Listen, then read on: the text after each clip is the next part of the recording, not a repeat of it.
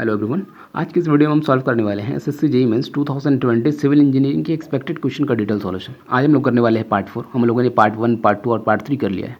जिन लोगों ने ये पार्ट 1, पार्ट 2 और पार्ट 3 नहीं देखा, आप जाओ डिस्क्रिप्शन बॉक्स में लिंक दे रखा है, वहाँ पर आप कनेक्ट करो और जाकर देख सकते हो 1, 2, 3। तो चलो आज क्वेश्चन करते हैं पार्ट 4 का। Question number 5A। Use limit state method, determine the moment of resistance of the T beam as shown in figure below. Use M15 concrete and Fe415 steel. यहाँ पर टी बीम दिया हुआ है और हमें फाइंड करनी है मोमेंट ऑफ रेसिस्टेंस। यूज़ करना है लिमिट स्टेट मेथड को। तो चलो हम इसे सॉल्व करते हैं। तो सबसे पहले हमने टी बीम बना लिया और जो डेटा गिवन है वो हम यहाँ पे पुट कर दे रहे हैं, ठीक है। और हमें क्या फाइंड करनी है, उसके बाद उसकी क्या प्रोसीजर है फाइंड करने की, वो हम देखने वाले हैं। सबसे पहले देखो, ये हमारा क्या है, ये हमारा वेब है, इसे हम फ्लेंज कहते हैं, ठीक है। ये बात समझ में आ रही है, ठीक है। विथ ऑफ लाइन दे रखा है हमारा, विथ ऑफ लाइन दे रखा है हमारा 700 mm, BFS equal to 700 mm, ठीक है, ठीक है। वेब का विथ दे रखा है हमारा 240 mm, ठीक है। BW is equal to 240 mm। ये बात समझ में आ रही है। हमने यहाँ पे 3 बार यूज़ किया हुआ है, ठीक है। इसकी डाया तो हमें नहीं पता, ठीक है। तो यहाँ से हमारी इफेक्टिव डेप्थ हो जाती है D, small d is equal to 600 mm, ठीक है, 600 mm। ये समझ में आ रही है। और हमारा डेप्थ ऑफ फ्लेंज दे रखा है 90 mm। चलो ये सारी चीज़ हमें पता है। तो और क्या क्या देख, ग्रेड ऑफ कंक्रीट हमने यूज़ किया हुआ है M15, यानी इसका FCK इज इक्वल टू हो जाता है 15 मेगापास्कल, ठीक है। हमने ग्रेड ऑफ स्टील यूज़ किया हुआ है Fe415, ठीक है। तो यहाँ से FY की वैल्यू आ जाती है 415 मेगापास्कल, ठीक है। FY is equal to 415 megapascal. अब हमने क्या करना है, हमें फाइंड करनी है मोमेंट और रेसिस्टेंस, ठीक है। तो सबसे पहले इसकी बहुत सारी प्रोसेस है, यूज़ करना है हमें लिमिट स्टेट मेथड को, ठीक है, और फाइंड करना है मोमेंट ऑफ रेसिस्टेंस। तो इसके साथ कई सारे केस बनते हैं और केस के साथ हमने अप्रोच लेना होगा। सबसे पहला केस क्या होता है कि अगर डेप्थ ऑफ न्यूट्रल एक्सिस जो होता है अगर लेस होता है डेप्थ ऑफ लेंस से, ठीक है, XU is less than DF, ठीक है। ये हमारा केस 1 होता है। तो इसका क्या मतलब होता है कि हमारा न्यूट्रल एक्सिस जो होगा वो फ्लेंज एरिया में होगा, लाई करेगा, ठीक है, इन फ्लेंज एरिया। बात यहाँ तक समझ में आ रही है। सेकंड केस क्या होगा, अगर डेप्थ ऑफ न्यूट्रल एक्सिस जो होगी ग्रेटर होगी डेप्थ ऑफ लेंस से, तो हम समझेंगे हमारा क्या हो रहा है, न्यूट्रल एक्सिस जो है लाई करेगा वेब एरिया में। ये बात समझ में आ रही है, ठीक है, यहाँ तक तो समझ में आ रही है। अब देखो, अगर XU is greater than less than DF होता है जिसको हम ट्रीट करते हैं एज ए सिंगली रेनफोर्स्ड, ठीक है। और वैसी प्रॉब्लम को सॉल्व करेंगे जैसे हमने सिंगली रेनफोर्स में सॉल्व किया था, ठीक है, सिंगली रेनफोर्स में। चलो ये बात समझ में आ रही है। अब अगर डेप्थ ऑफ न्यूट्रल एक्सिस जो होता है ग्रेटर होगा डेप्थ ऑफ लेंस से, और साथ में इसकी भी 2 केस बनती है। फर्स्ट केस क्या बनती है, XU इज़ ग्रेटर देन तो DF होगा। अगर इसमें भी डेप्थ ऑफ फ्लेंज अगर लेस होगा 3/7 इंटू XU से, तो हमारी केस कुछ और बनेगी, और अगर ग्रेटर होगा तो हमारी केस कुछ और बनेगी, ठीक है। तो अगर इससे 3/7 इंटू XU से ग्रेटर होता है तो हमारा moment of resistance is equal to हो जाता है 0.36 FCK web width into XU depth of neutral axis into D minus 0.42 XU plus 0.45 FCK flange width minus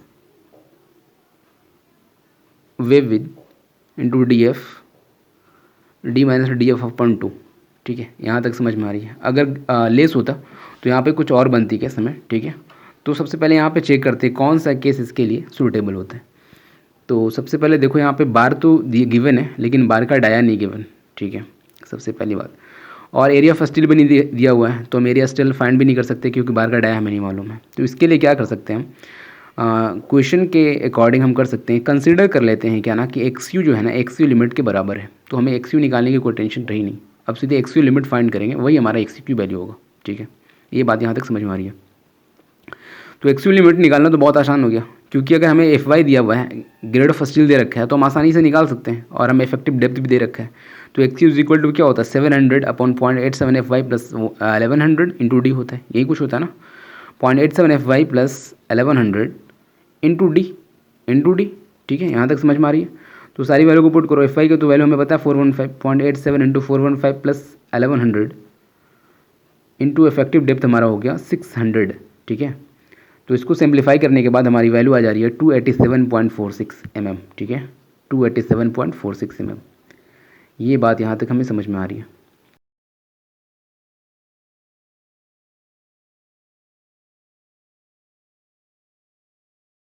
ऐसे याद रख सकते हो ना, FE415 के लिए हमने एक्सयू लिमिट का यूज़ क्या करते थे, 0.4 इंटू डी करते थे क्या, ये याद आ रही है हमें, डायरेक्ट हमने वैल्यू याद रखना है। ठीक है, 0.4 इंटू 48 इंटू डी है ना FE415 के लिए। ठीक है, तो 0.48 इंटू डी हमारे क्या 600 हो जाएगा ना, 600 डिफेक्टिव तो दिया हुआ है, FE415 के लिए है, 415 के लिए है। ठीक है, बात समझ में आ रही है। तो यहाँ पे 600 लिखोगे तो यहाँ पर सिंप्लीफाई करने के बाद वैल्यू आ रही है 288 mm। तो क्या वैल्यू है, दोनों मैच कर रही है ना, तो ठीक है, इतना करने की ज़रूरत नहीं है। तो हम ये इस वैल्यू को एक्सयू लिमिट की इस वैल्यू को हम एज्यूम कर लेते हैं कि हमारा एक्सयू जो होगा यही वैल्यू होगा। ठीक है, तो एक्सयू तो हमें पता चल गया। अब हमें पता होगा डेप्थ ऑफ फ्लेंज क्या है, तो डेप्थ ऑफ फ्लेंज तो ऑलरेडी गिवन है ना 90 mm। तो अब देखो एक्सयू जो वैल्यू आई हमारी, क्या डेप्थ ऑफ फ्लेंज से ग्रेटर है या लेस है, तो यहाँ पे तो साफ देख रही है एक्सयू जो आया, एक्सयू की वैल्यू जो आई डेप्थ ऑफ फ्लेंज से ग्रेटर है। ठीक है, यहाँ तक तो समझ में आ रही है। साथ में एक और कंडीशन था कि इसकी वैल्यू एक 3/7। ठीक है, ये तो केस 2 में आता है। अब केस 2 में भी दो कंडीशन था हमारा कि 3/7 into एक्सयू is greater than D F है या लेस देन डी एफ है। अगर ग्रेटर देन डी एफ होता है तो फिर तो ठीक है, हमने मोमेंट ऑफ रेसिस्टेंस का जो फार्मूला अप्लाई बताया वो अप्लाई कर देनी है, वरना हमें क्या करना पड़ेगा, हमें दूसरा फार्मूला यूज़ करना पड़ेगा और हमें वाई एफ की वैल्यू भी फाइंड करनी पड़ेगी। ठीक है, तो यहाँ पे 3/7 इंटू 288 तो आगे 123.42 तो ग्रेटर देन 90 हो गया। तो ठीक है, हम तो मोमेंट ऑफ रेसिस्टेंस का जो फार्मूला बताए वो फार्मूला को अप्लाई करनी है। तो moment of resistance is equal to क्या होता था, moment of resistance is equal to 0.3 FC के BW XU into d minus 0.42 XU plus 0.45 FC के BF minus BW into DF into d minus DF/2।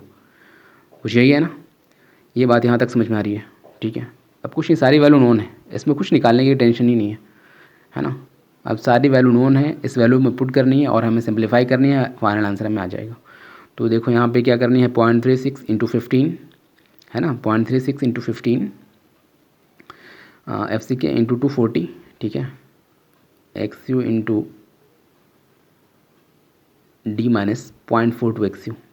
ठीक है, प्लस 0.45 FC के BF minus BW into 90 मतलब DF 600 minus.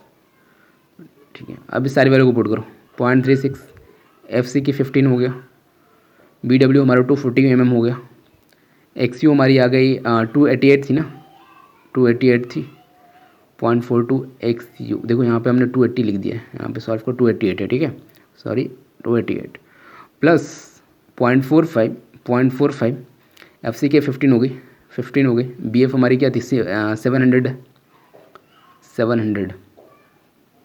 ठीक है ना, 700 होगा ना, 700 होगा माइनस 240।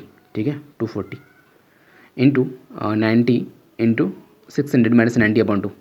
ठीक है, यहाँ तक समझ में आ रही है। अब इसको सिंप्लीफाई करोगे तो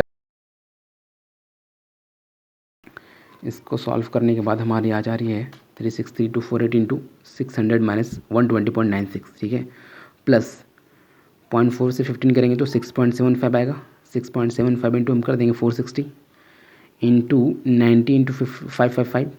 ठीक है, ये कुछ आने वाला है। अब इसको सम करोगे तो आ जाएगा 17880072 प्लस 115509475 तो इसको फाइनल सॉल्व करोगे तो वैल्यू आ जा रही है 3338954 यानी यही हमारा।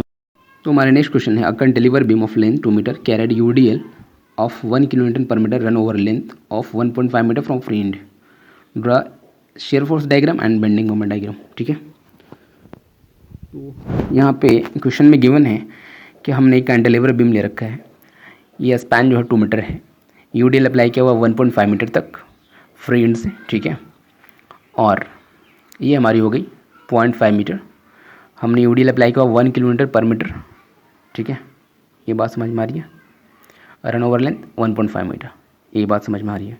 हमें ड्रॉ करनी है SFD BMD। तो सबसे पहले क्या करना है, SFD और BMD ड्रॉ करने के पहले हमें क्या क्या जानने ज़रूरी है। सबसे पहले तो हमें साइन कन्वेंशन की डिस्कशन कर लें, ठीक है, साइन कन्वेंशन के लिए डिस्कशन कर लें।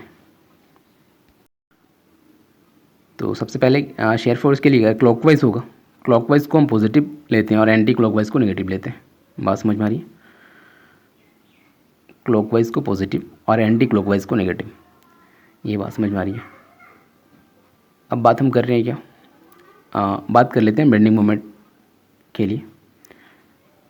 तो हमने सैगिंग को पॉजिटिव लेना है और हॉगिंग को नेगेटिव लेनी है, ठीक है। हम कह सकते हैं सैगिंग को अपवर्ड मोमेंट, ये डाउनवर्ड मोमेंट।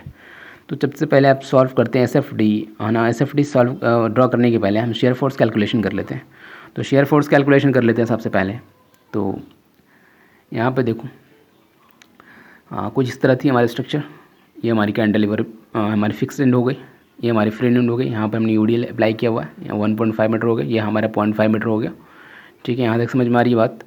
हमने 1 किलोमीटर पर मीटर तक अप्लाई किया, 1.5 मीटर।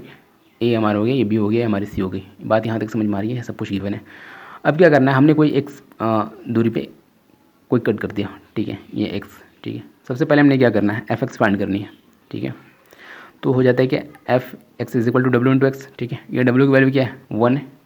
तो हमने ये लिख सकते हैं क्या, FX is equal to 1 into x, ठीक है। FX is equal to 1 into x, चलो ठीक है। अब देखो यहाँ पे हम फाइंड करते हैं पॉइंट बी पे। सबसे पहले पॉइंट बी पे फाइंड करते हैं। तो पॉइंट बी पे, एट बी पे क्या होगा, एक्स इज इक्वल टू 0 हो जाएगा क्या, ठीक है, क्योंकि तो वो तो इनिशियल पॉइंट है ना। तो एक्स इज इक्वल टू 0 हो जाएगा। तो एक्स इज इक्वल टू अगर 0 होता है तो f x is equal to 0 हो जाता है, यानी f b is equal to 0 हो गया ना, f b is equal to 0, ठीक है। हमने फाइंड कर लिया शेयर फोर्स एट बी। आप shear force at c find करते हैं। तो सी हमारी डिस्टेंस कितनी होगी वहाँ की, 1.5 मीटर। तो हम कर सकते हैं क्या, 1.5 इंटू 1, तो यहाँ से आ जा रही है f c is equal to 1.5। अब देखो यहाँ पे, ठीक है, यहाँ तक एफ सी की वैल्यू हमने फाइंड कर लिया, ये बात समझ में आ रही है। अब यहाँ पर देखो क्या कि एफ सी की वैल्यू तो हमने फाइंड कर लिया, एफ ए हमें फाइंड करना हो, तो क्या एफ ए की वैल्यू एफ सी की वैल्यू के बराबर होगी क्या, ठीक है, ठीक है। ये हमारे 1.5 भी होगी। तो f a is equal to f c is equal to 1.5। यहाँ पर तो क्लियर विजिबल है, समझ में आ रही है बात। तो चलो हमने शेयर फोर्स कैलकुलेशन कर लिया, हमने बेंडिंग मोमेंट कैलकुलेशन करनी है, ठीक है। तो बेंडिंग मोमेंट कैलकुलेशन करते हैं, बात समझ में आ रही है, ठीक है। तो सबसे पहले हम सी और बी के बीच में आते हैं। तो हम अगर एज पर फार्मूला क्या होता है, mx is equal to minus डब्ल्यू x into x upon two, तो हो जाता है यहाँ पर माइनस डब्ल्यू एक्स स्क्वायर अपॉन टू। ये तो हमारी जनरल फार्मूला हमने फाइंड कर ली। अब इस एक्सप्रेशन पे सारी वैल्यू को पुट करो। एट बी पे क्या हो गया, एक्स इज इक्वल टू 0 हो जाएगा। तो हमारी m x is equal to m b is equal to moment at b is equal to क्या हो जाएगा, 0 हो जाएगी, ठीक है। ये तो बात यहाँ तक समझ में आ रही है। एट पॉइंट सी पे फाइंड करते हैं। एट पॉइंट सी हो गया तो एक्स इज इक्वल टू 1.5 होता है, एक्स इज इक्वल टू 1.5 होता है। तो एक्स की वैल्यू 1.5 रखो और डब्ल्यू की वैल्यू 1 रखो। यहाँ पर वैल्यू फाइंड करो, m x is equal to क्या हो जाएगी, -1 इंटू एक्स स्क्वायर, यानी 1.5 के स्क्वायर अपॉन 2। तो यहाँ से एम मोमेंट एट ए आता है -1.125, ठीक है। ये हमने फाइंड कर लिया। अब हम बारी आ रही है सी की। तो सबसे पहले ये देखो ना कि total load due to UDL कितनी है ना, टोटल लोड इंटू यूडीएल। तो डब्ल्यू इंटू 1.5 कर सकते हैं क्या, तो डब्ल्यू इंटू 1 तो 1 इंटू 1.5। तो यूडीएल के वैसे तो लोड तो 1.5 ही किलो न्यूटन है, ठीक है, कोई दिक्कत यहाँ पर नहीं आ रही है। अब देखो acting at distance 1.5/2 is equal to 0.75, ठीक है। यहाँ तक समझ में आ रही है। तो बेंडिंग मोमेंट ए पे निकालना चाहो तो क्या हो जाएगा, -1.5 इंटू 2 माइनस 0.75, समझ में आ रही है, -1.5 इंटू 2 माइनस 0.75, यहाँ तक समझ में आ रही है। तो यहाँ से वैल्यू आ जाती है -1.875, ठीक है। ये समझ में आ रही है। हमने ए पे भी बेंडिंग मोमेंट फाइंड कर लिया, हमने शेयर फोर्स फाइंड कर लिया और बेंडिंग मोमेंट फाइंड कर लिया। तो अब क्या करना है, बस इस डायग्राम में शो करवाना है और ड्रॉ कर देनी है। तो ये हमारी स्ट्रक्चर थी, ओरिजिनल स्ट्रक्चर। और हमने देखना है अभी शेयर फोर्स डायग्राम कैसे बनता है और बेंडिंग मोमेंट डायग्राम कैसे बन रही है। बात आ रही समझ में। ये हमने ओरिजिनल स्ट्रक्चर को पहले ड्रॉ कर लिया, ठीक है। अब एक ए लॉन्ग लाइन ले ली, ये हमारी बी हो गई, ठीक है। हमने सबसे पहले बेस लाइन बनाया, ये हमारी ए बी हमारी बेस लाइन हो गई। ये बात समझ में आ रही है? चलो ठीक है। और देखो वैल्यू देखो, हमारे शेयर फोर्स की वैल्यू क्या थी, ए पे हमारे शेयर फोर्स की वैल्यू क्या थी, ए पे हमारे शेयर फोर्स की वैल्यू 1.5 थी। तो क्या सी पर भी हमारे शेयर फोर्स की वैल्यू 1.5 थी? बिल्कुल 1.5 थी।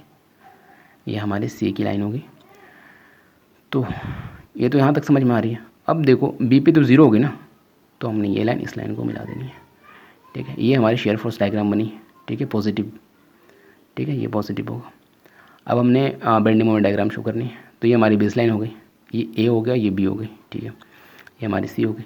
तो देखो ए पे हमारी वैल्यू क्या आ रही है, 1.875 माइनस में थी तो हमने नीचे से लिया है। ठीक है, ये भी हमारी 1.125 आई, हमने डाउनवर्ड लिया है तो माइनस में थी। और ये बी पे हमारी ज़ीरो वैल्यू आई थी। तो यहाँ देखो ये हमने इस लाइन को मिलाया, और ये लाइन जो होगी 1.5 टू 0, ये हमारी पैराबोलिक होगी, पैराबोलिक होगी। ठीक है, ये बात यहाँ तक समझ में आ रही है क्या? ये हमारी पैराबोलिक हुई, और ये हमारी सारी जो डायग्राम बनी ये नेगेटिव हुई। ठीक है, नेगेटिव। चलो ये बात यहाँ तक समझ में आ रही है। ये हमारा SFD हो गया, और ये हमारा BMD हो